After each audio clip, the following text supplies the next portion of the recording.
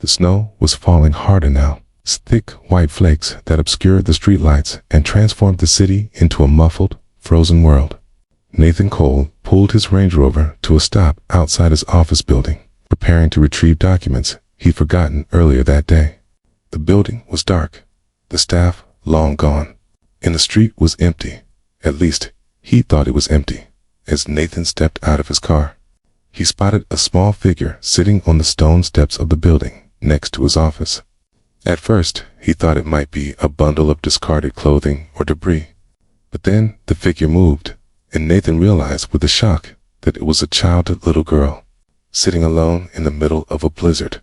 He approached quickly, his expensive shoes crunching through the accumulating snow.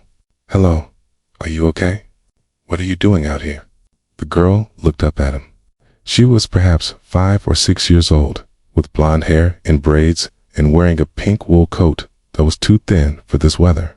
Her cheeks were red from cold, and her small hands were tucked under her arms for warmth. But her eyes, despite the circumstances, were calm and focused. "Are you Mr. Cole?" she asked. Nathan froze. "How do you know my name?" "Mom showed me your picture. She said if I waited here, you would come. She said you're the only one who can help us." Nathan looked around, searching for an adult, a parent, anyone who might explain this strange situation. The street was deserted, the snow falling in curtains that limited visibility to a few dozen yards. "Where is your mother? Why would she leave you out here alone?" "She couldn't come with me. She's too sick. She told me to wait here because you always come back to your office at night. She said you work late every day." The little girl's teeth chattered as she spoke. "My name is Sophie. Please, Mr. Cole. Mom said you're the only one who can help." Nathan made a quick decision. Whatever was happening here, this child needed to get warm immediately. "Sophie, we need to get you inside.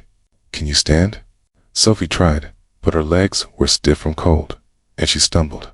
Nathan caught her and lifted her into his arms, carrying her to his car. He turned on the heat full blast and wrapped her in the emergency blanket he kept in his trunk. "Stay here and warm up. I'm going to call for help." "No." Sophie grabbed his arm with surprising strength for such a small child. "Please, no police." Mom said no police. "They'll take me away from her. She said you're the only one we can trust." Nathan looked at this desperate child, at her earnest face and pleading eyes, and felt something crack in his chest. "Okay, no police yet. But Sophie, I need to understand what's happening. Why does your mother think I can help?" "I don't know her." "Yes, you do. Her name is Elena Michaels.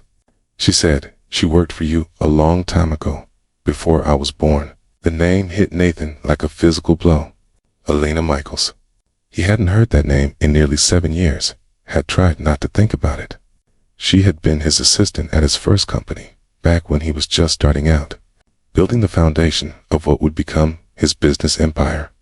She had also been the woman he'd loved, the woman he'd let go because he'd been too focused on success to make room for anything else.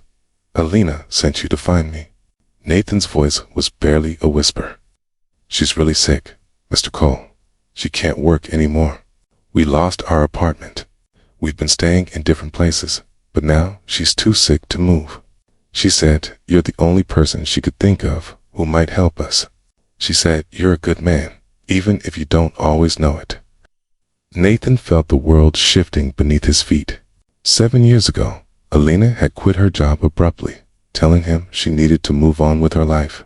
He'd assumed she'd found a better opportunity, had been too proud and too busy to ask questions. He'd let her walk away without a fight, telling himself it was better for both of them if he stayed focused on work. Now, her daughter was sitting in his car, telling him Elena was sick and homeless and had sent this child into a blizzard because she believed he was the only one who could help. "Sophie, where is your mother right now? Can you take me to her?" Sophie nodded. "She's at the old church on Maple Street, the one that's closed. There's a part in the back where you can get inside. She's been there for 3 days, but she keeps getting sicker and she can't walk anymore." Nathan pulled out his phone and called his personal physician.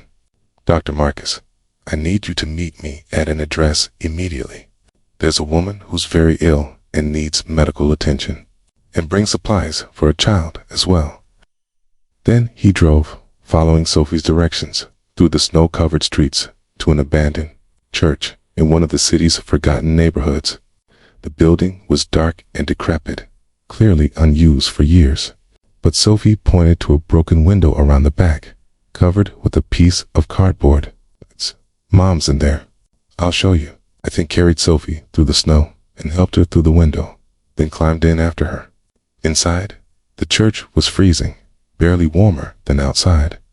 Moonlight filtered through gaps in the boarded windows, illuminating rows of dusty pews and a small figure huddled in the corner near the altar.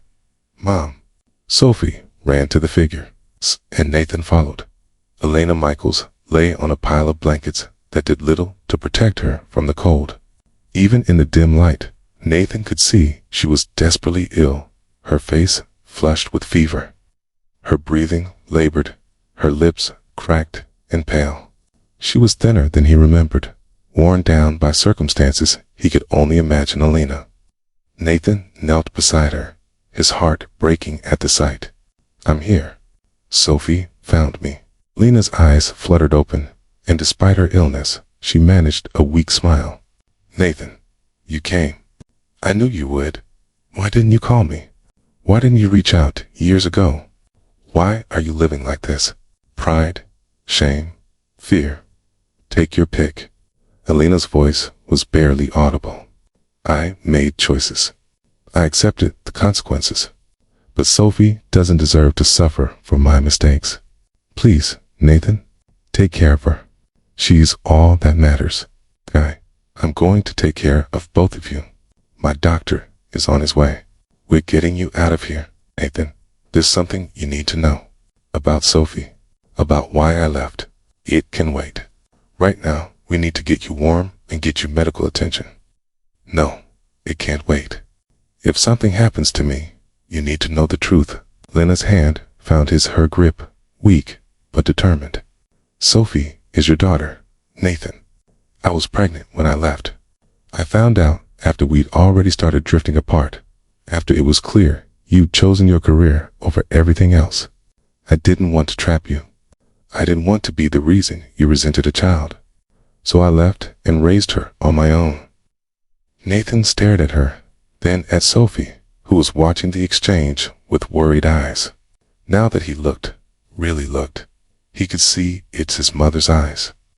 His grandfather's determined chin, the same stubborn set to her jaw that he saw in his own mirror. She's mine. His voice cracked. She's ours. I'm sorry I didn't tell you. I thought I was doing the right thing. But now Elena's voice broke into coughing. Now I'm dying, and she needs someone. She needs her father. You're not dying. I won't let you. Dr. Marcus arrived within the hour, accompanied by an ambulance Nathan had called, despite Elena's weak protests. Elena was severely dehydrated, suffering from pneumonia that had gone untreated for too long and dangerously malnourished. She needed immediate hospitalization. She's in critical condition, Dr. Marcus told Nathan privately. Another day or two without treatment, and she might not have survived. The child is in better shape, but still needs proper care. Nathan rode to the hospital with Sophie in his arms, holding her tight as they followed the ambulance through the snowy streets. The little girl, his daughter. The realization still sending shockwaves through him was exhausted and frightened, but she didn't cry. She just held on to him and watched the ambulance lights through the window. Is Mom going to be okay? Sophie asked quietly. It's going to be okay. I promise. The doctors are going to help her, and when she's better, everything is going to change. You're never going to be cold or hungry or scared like this again. Mom said you were busy. Too busy for us. That's why she didn't tell you about me. Nathan felt those words like daggers. I was busy. Too busy to see what really mattered. But I'm not going to be that person anymore. Sophie, I'm your father. I didn't know until tonight, but now that I do, I'm going to be here for you and your mom. I promise." Sophie looked at him with those eyes that were so like his own, assessing him with a child's uncanny ability to judge adult sincerity. "Mom said you were good at keeping promises when you make them. She said you just don't make very many. Then I'm going to start making more, starting right now." The next few weeks were a blur of hospital visits, legal consultations, and life-altering decisions. Elena's recovery was slow but steady. The pneumonia responded to treatment once she was properly cared for. Nathan spent every possible moment at the hospital, getting to know the daughter he'd never known existed. Sophie was remarkably intelligent, resilient, and emotionally wise beyond her years. She had learned to be self-sufficient out of necessity, had developed a maturity that came from taking care of a sick mother while barely old enough for kindergarten. Nathan was awed by her and heartbroken by what she'd endured. "She's been through too much," Nathan told Elena during one of their quiet conversations in our hospital room. "She shouldn't have had to be so grown up at her age." "I know. I tried to protect her, but circumstances kept getting worse. Jobs disappeared, rent increased, my health declined. I kept thinking I'd get back on my feet, that I'd figure something out, but it just kept spiraling." Lena's eyes filled with tears. "I failed her, Nathan. I tried so hard, and I still failed." "You didn't fail. You survived. You kept her alive and loved, and you taught her to be brave enough to sit in a blizzard waiting for a stranger, because you believed I would help. That's not failure, Elena. That's extraordinary strength. I should have told you about her from the beginning. Maybe, but I should have been someone worth telling. I was so focused on building my empire that I couldn't see what I was losing. You saw that? You knew I wasn't ready to be a father. Maybe your instinct was right. And now I want to be. I want to learn. I want to make up for the years I missed, if you'll let me." As Elena recovered, Nathan worked with lawyers to establish his paternal rights and with real estate agents to find a proper home for his newly discovered family. He moved him into a comfortable townhouse near his own penthouse, close enough that he could be present, but far enough to give Elena the independence she craved. "I don't want to be your charity case," Elena said when she saw the townhouse. "I don't want Sophie thinking her father just throws money at problems. This isn't charity. This is responsibility. Sophie is my daughter. That makes her welfare my obligation and my privilege. And you're her mother, which means your health and stability matter too. Let me help, please." Lena eventually agreed, recognizing that her pride couldn't come at the expense of Sophie's well-being. She started treatment for the underlying health issues that had been neglected for years. She began working part-time at Nathan's company again. It's not because she needed the money, but because she needed purpose and independence. And Nathan learned to be a father. He learned to braid hair badly at first, then better with practice. He learned about Sophie's favorite books and her hatred of peas and her dream of becoming a veterinarian. He learned to read bedtime stories and check for monsters under beds and have serious conversations about why the sky was blue. "You're good at this," Elena told him one evening as they watched Sophie play in the backyard of the townhouse. "Better than I expected. I'm learning. Sophie is patient with me. She adores you. You should see how she talks about you when you're not around. My dad says this, and my dad knows that. You've become her whole world in just a few months. She's become mine too." Nathan paused. "Elena, I know I don't have any right to ask this. I know I failed you before, but I've been thinking about the future, about what kind of life I want Sophie to have. And I keep coming back to the same conclusion, which is, I want us to be a real family. All three of us, not just co-parents living in separate houses, but a family that lives together and builds a life together. I want to come home to both of you every night. I want to wake up and have breakfast with you both every morning. I want Sophie to have parents who love each other, not just parents who tolerate each other for her sake." Elena was quiet for a long moment. "Nathan, you broke my heart once. When I realized you'd chosen work over any chance of a real relationship with me, it destroyed something inside me. I left because I couldn't watch you prioritize spreadsheets over people anymore. I know, and I can't promise I won't make mistakes, but I can promise that I've changed. Sophie changed me. You changed me. That night when I found her in the blizzard, when I realized how close I came to never knowing she existed, something shifted permanently. I don't want to be the man who misses out on what matters anymore. I want to be the man who shows up, who's present, who chooses his family over everything else. That's a beautiful speech, okay? It's not a speech. It's a promise. The most important promise I've ever made. Alina looked at him, really looked at him, assessing whether the man in front of her was the same one she'd left 7 years ago or someone genuinely different. Finally, she smiled. Okay, let's try.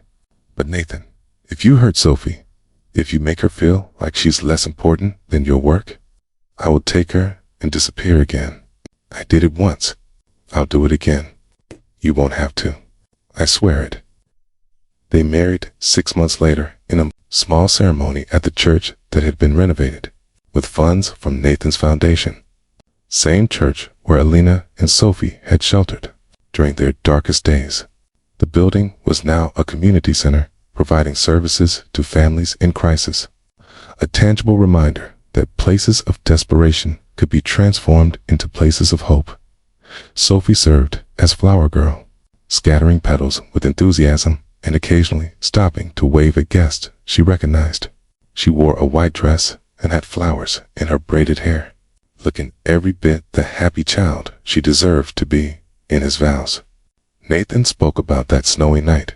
I found my daughter sitting alone in a blizzard, 'cause her mother believed I was the only one who could help them. That trust, that faith in me when I hadn't earned it, changed everything. Alina sent Sophie to find me, not because she knew I would be a good father, but because she hoped I could become one. That hope saved us all. He looked at Sophie, who grinned at him from her seat in the front row. Sophie, you were braver that night than I've ever been in my entire life. You sat in the cold and waited because your mom asked you to, because you trusted that help would come. That courage taught me what real strength looks like. Thank you for waiting for me. Thank you for giving me the chance to be your dad. Lena's vows were equally moving. When I sent Sophie to find you, I was desperate. I had exhausted every other option, and I was too sick to try anything else. I told her you were the only one who could help, because I needed to believe it was true. But Nathan, you exceeded every hope I had. You didn't just help us survive. You helped us thrive. You became the father Sophie deserved, and the partner I'd given up hoping for. Thank you for proving that people can change. That the man I fell in love with years ago was still in there, just buried under ambition and fear. Years later, the story of how Nathan found Sophie in the blizzard became family legend, told and retold at holidays and celebrations. Tell me again how you found me, Daddy, Sophie would ask, even as a teenager, even after she'd heard the story hundreds of times. And Nate would tell her about the snow and the small figure on the steps, about learning he had a daughter and rushing to save the woman he'd once loved, about how that one night transformed everything he thought he knew about success and meaning and family. You saved us, Sophie would say. Okay. No, Nathan would always correct her. You saved me. You and your mother. I was lost in work and ambition and loneliness, and you showed me what actually mattered. The blizzard wasn't a storm I survived that night. My old life was...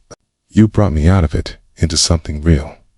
The little girl who sat alone in a blizzard because her mother believed a man she'd left years ago what helped them became the catalyst for a family, built on second chances and transformed lives. Sophie grew up secure in the knowledge that both her parents loved her fiercely, that she had been worth waiting in the cold for, that her courage at 5 years old had brought together a family that would love each other for the rest of their lives. And Nathan never forgot the moment he stepped out of his car and saw her there, small and determined, waiting for him because her mother had said he was the only one who could help. He had been given a gift that night, the chance to become the man he should have been all along. It was a gift he spent the rest of his life trying to deserve. If this story reminded you that the people who need us most sometimes find us in unexpected ways, and that we're all capable of becoming better when given the chance, please take a moment to like this video. Share it with someone who believes in second chances and found families. And subscribe to our channel for more stories about courage, redemption, and the transformative power of love.